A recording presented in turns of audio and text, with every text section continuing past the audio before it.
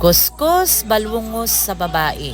Maraming nagtatanong sa babae kung ano daw ang pinaglalagay niya sa kanyang pagmumukha. Yung babae na yan, marami yang siyang pinaglalagay na arte sa kanyang pagmumukha. Pero wag kayong maniniwala dyan sa babaeng yan na palagi siyang gumagamit sa ganyan ha. Kayang babaeng yan, tanghali na yan siya magising. Siyempre, dahil tanghali na magising ang babae, kay tamad man, ay hindi na yan siya makapaghilamos. Sa gabi naman sa sobrang puyat niya dahil tamad nga, hindi na yan siya maghihilamos minsan. Hindi, minsan madalas nga, kay tamad nga. Sasabihin ko rin pala sa inyo, yung babaeng yan, hindi yan siya mag-focus sa isang produkto lang. Kay bakit? Pati ang produkto magsasawa sa kanya.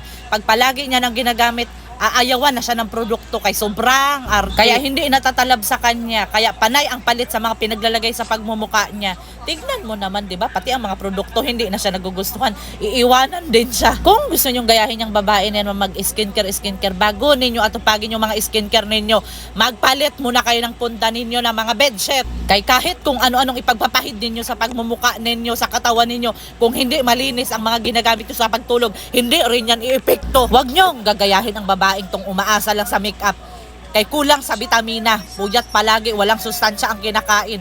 Dapat kakain kayo ng masustansya, ng mga vitamina, para kahit hindi kayo magme-makeup, magaganda pa rin tignan. Magsisipag inom kayo ng tubig, wag puro kayo milk tea. Kay kahit ano pang ilagay ninyo sa katawan ninyo, sa pagmumuka ninyo, kung hindi kayo hydrated, hindi yan i-epekto.